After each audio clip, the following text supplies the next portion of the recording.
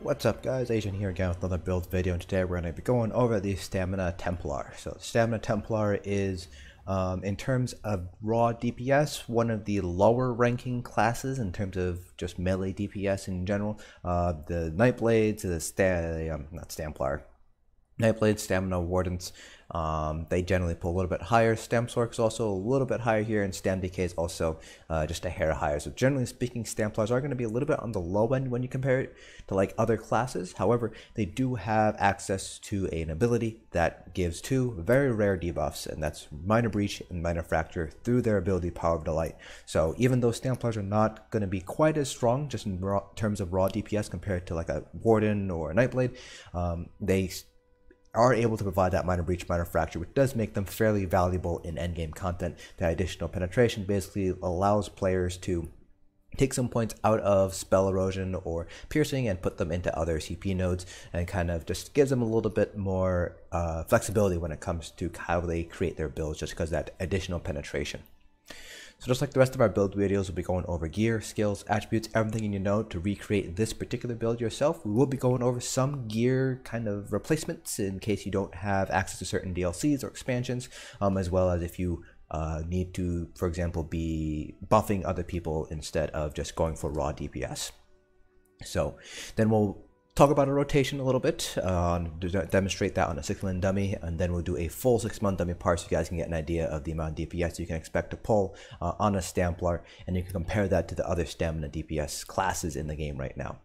So without further ado, let's go ahead and get started here. And first, we're going to go ahead and talk about our gear. So in terms of gear itself, Stamplars do have a melee ability. Their jabs do count as melee attacks, so we are able to use Selene's with pretty good effect here. It's not going to be quite as strong now that Relequen doesn't proc any melee damage proc effects now, but Selene's is still fairly strong. The other option is going to be Velidreth's. Velidreth's is a tried and true stamina monster helm set here. It gives you a little bit more additional weapon damage. Now, beyond the difference between the one pieces, there is a little bit of a difference in how the set bonus, the actual proc itself, differs between Selene's and Velidreth's. So Selene's is very good for single target DPS because it hits the closest enemy towards you, so it only hit one enemy at a time. Velidreth, on the other hand, has 3 disease spores that pop out. So in theory, you can hit a boss with a very large hitbox up to 3 times, or you can hit 3 different enemies with the additional cleave damage there. So it's kind of the trade-off that you're making between Selene's and Velidreth's. So you just kind of have to pick and choose which one is going to fit your situation more often, a little bit better. Generally speaking, Velidreth is going to be a little bit more versatile, but Selene's does come very close to Velidreth in terms of beating it in terms of single target DPS. So you can pick whichever monster you manage to get first. If you don't have Cradle of Shadows, basically if you don't have Shadows of the Hist, then you will have to limit yourself to either Selene's, or you can go with something like Stormfist if you would like, if you need additional regen. But like I said, generally speaking, Velidreth is going to be the most versatile monster helm set that you can run in pretty much any piece of content that you would potentially run on a Stamplar.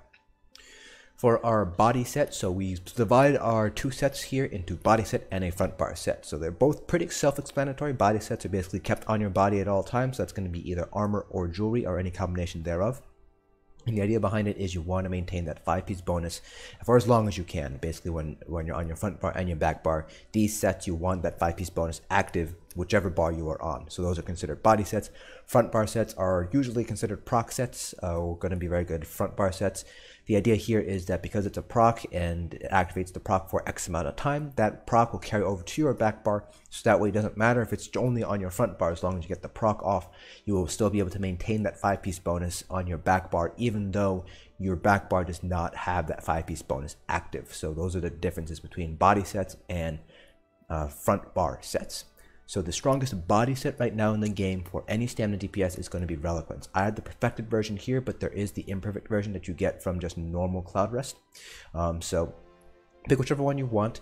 Perfected or imperfect, you do need 5 pieces of either of them, so you can't mix and match them. So it's either 5 imperfect or 5 perfect.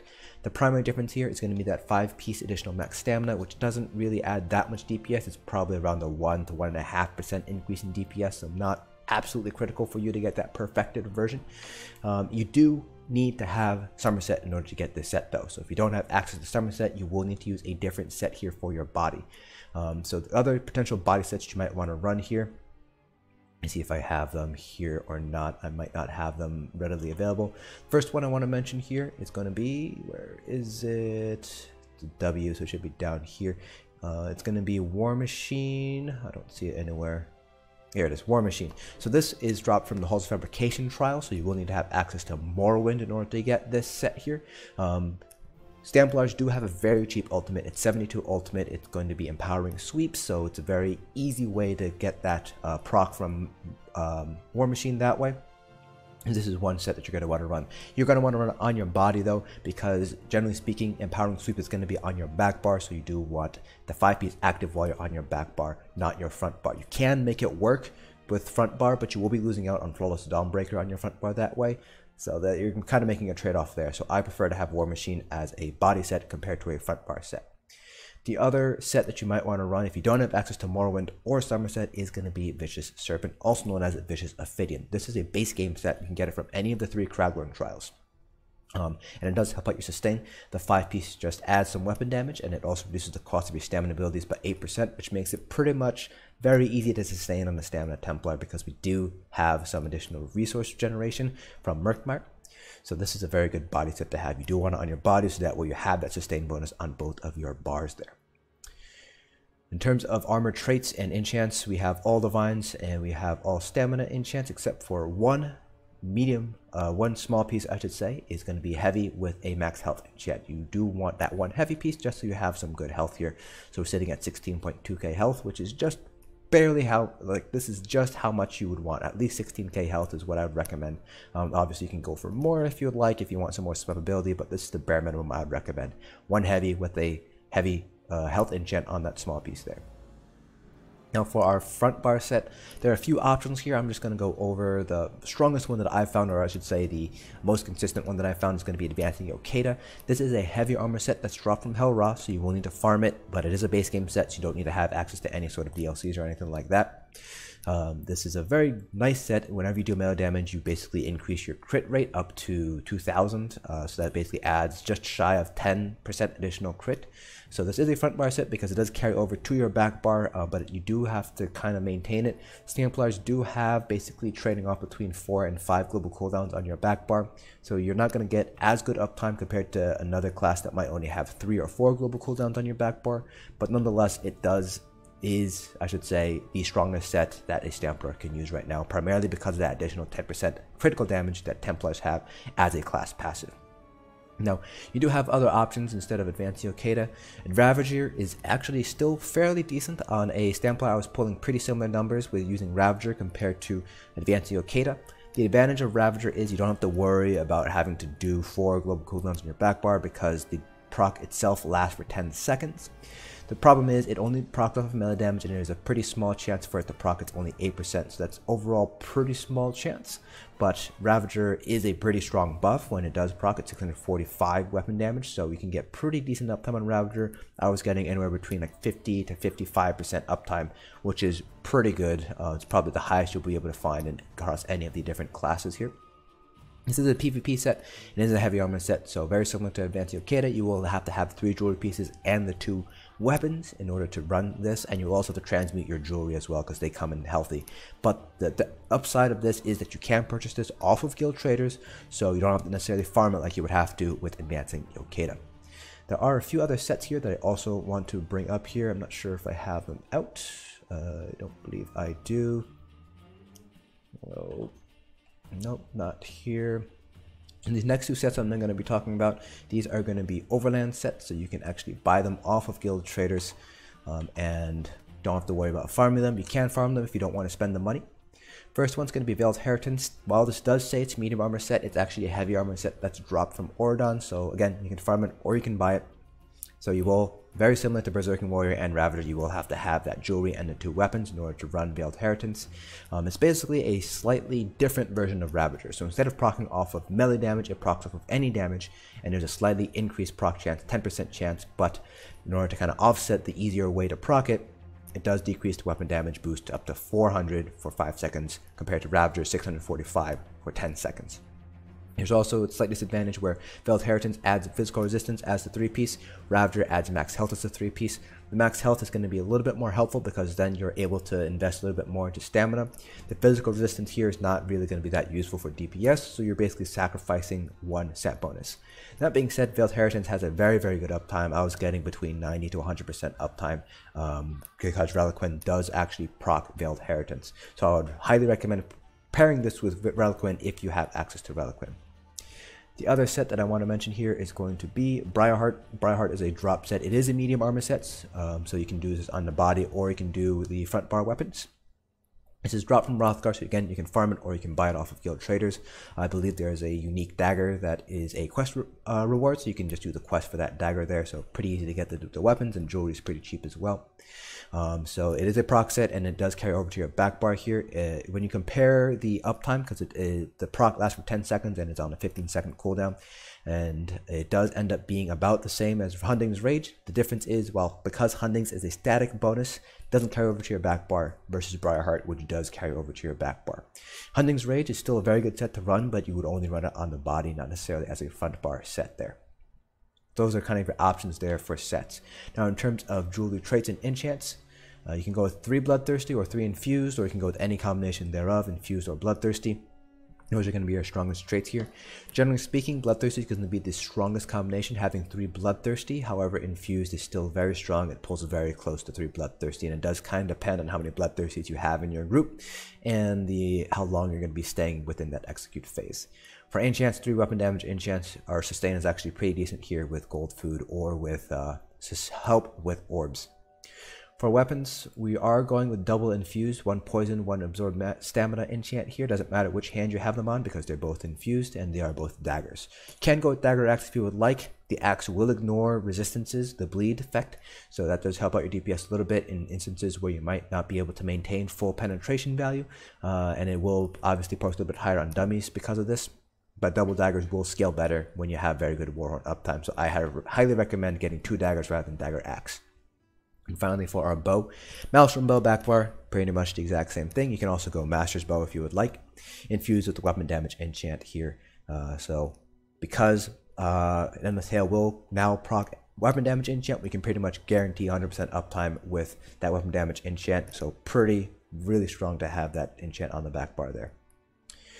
Now, going over our character sheet here, we're a Redguard. Redguards are still the strongest race for stamina DPS just because of that Adrenaline Rush passive, which helps give us back some stamina every time we do melee damage every 5 seconds.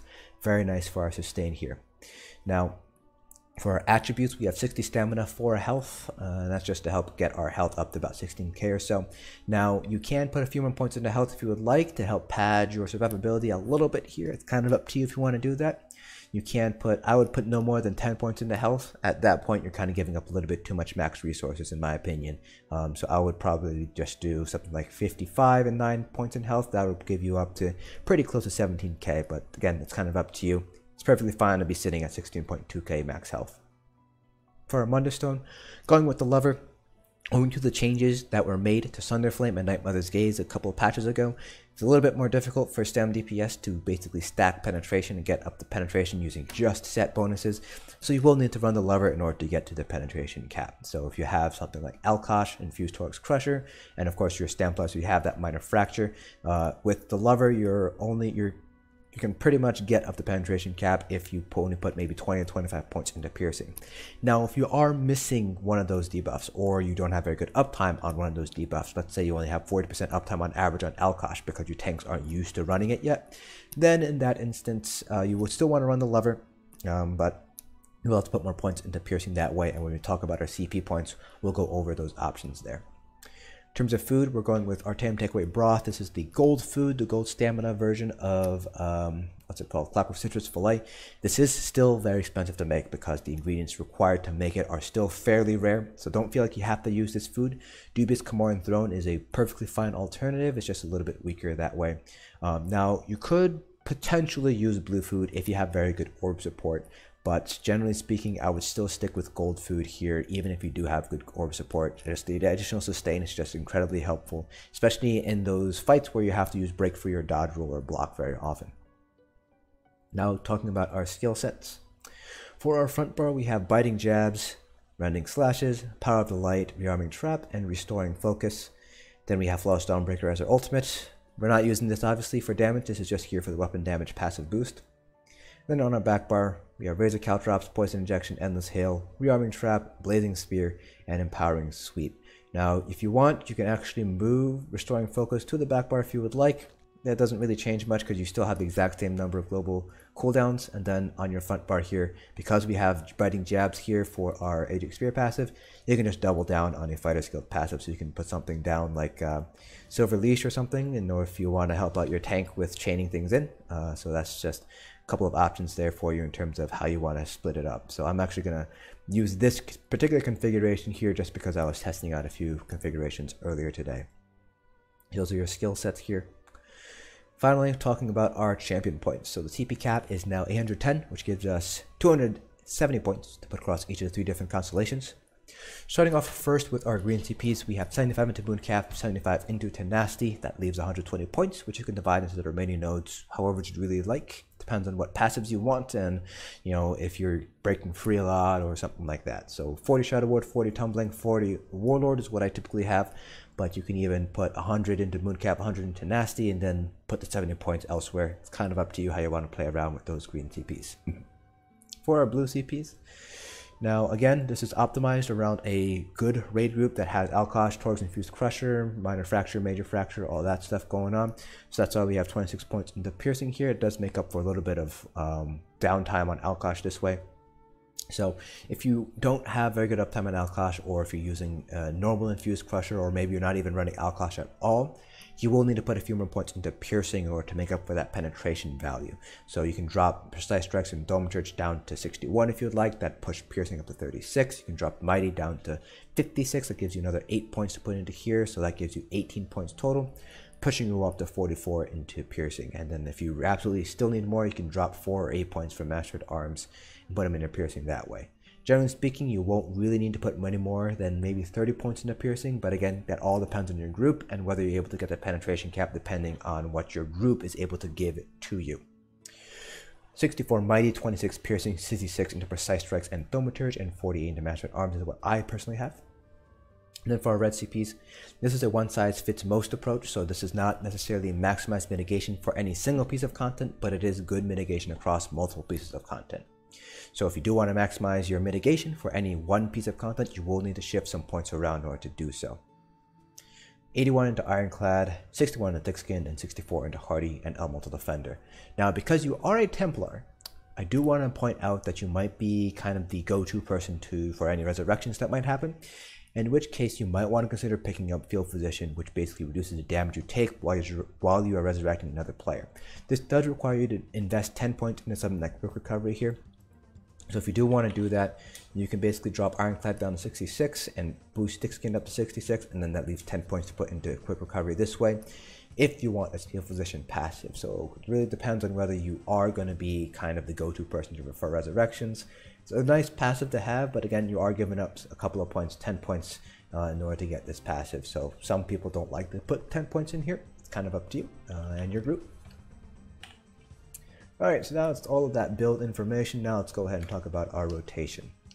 So our rotation is going to be fairly static. It's kind of centered around Power of the Light. So Power of the Light has a 6-second duration, and we don't want to overcast it, so you do need Power of the Light to completely expire before you recast it. So you're kind of centered around that Power of the Light duration itself.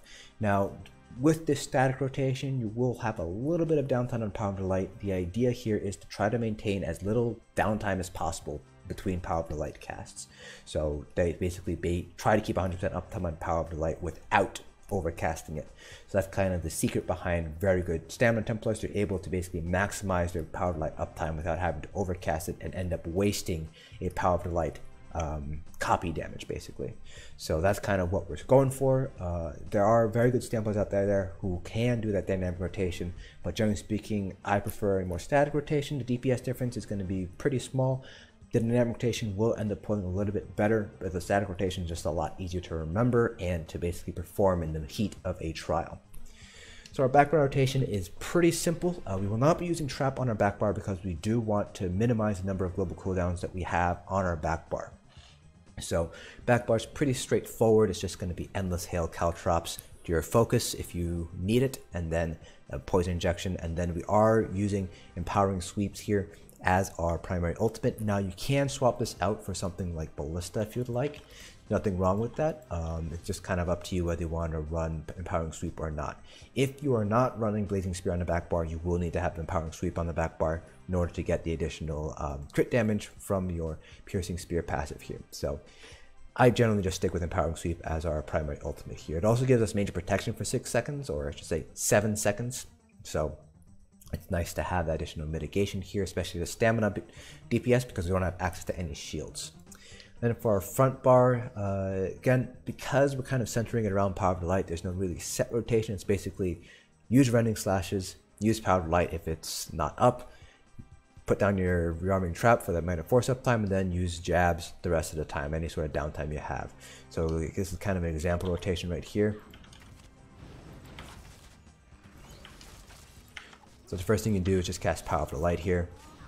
And then because you don't really have anything else to do, you just do spam that. And now we will be doing what's called the Lyco method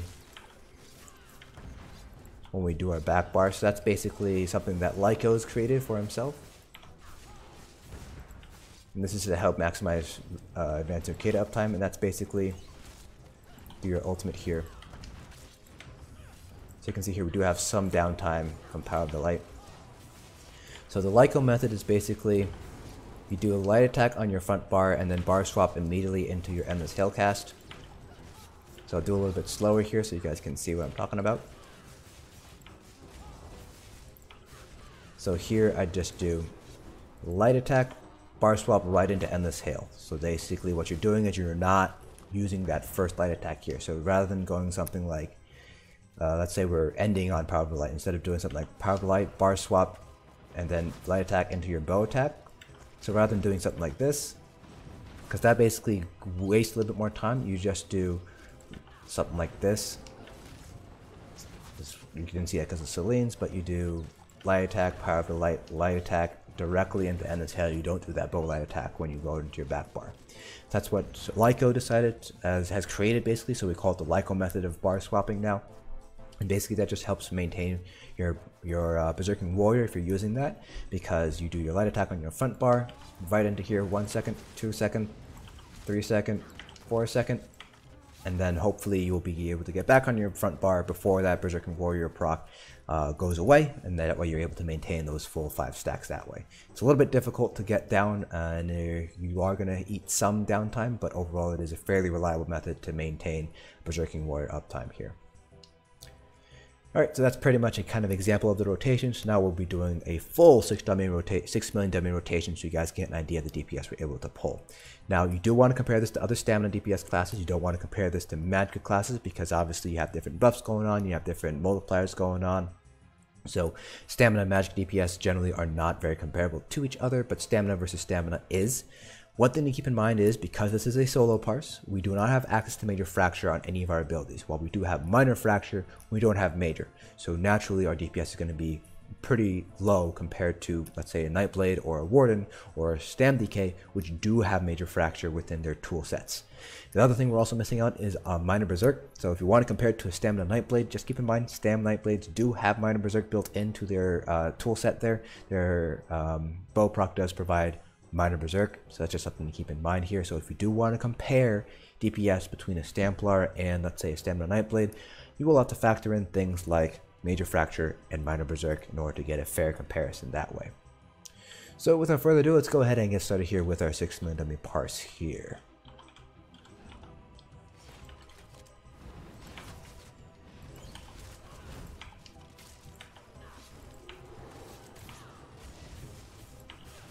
Again, we're just using jabs because there's nothing to do, so jabs is our spam bow.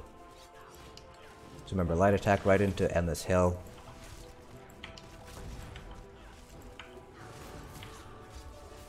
Then we do light weave everything here.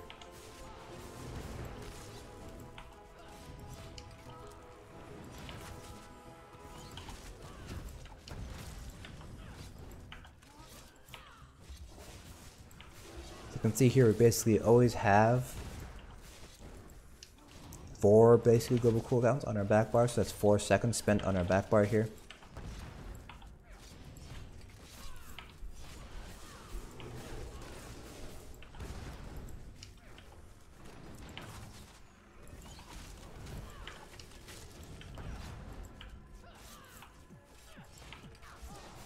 You should be able to get at least 2 biting jabs with every time you are on your front bar there.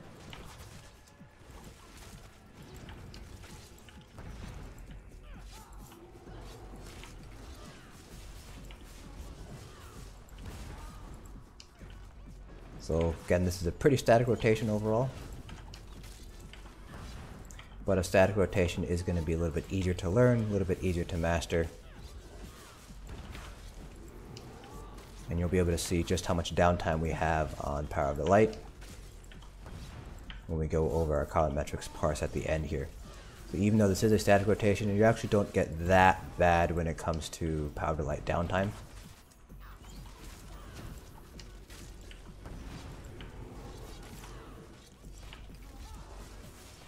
Templars don't have an execute, so we don't have to change our rotation at all.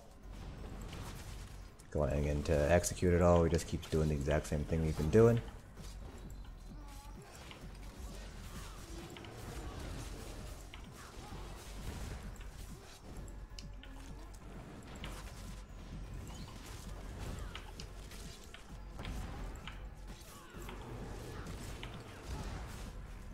So there we go, that is our parse there.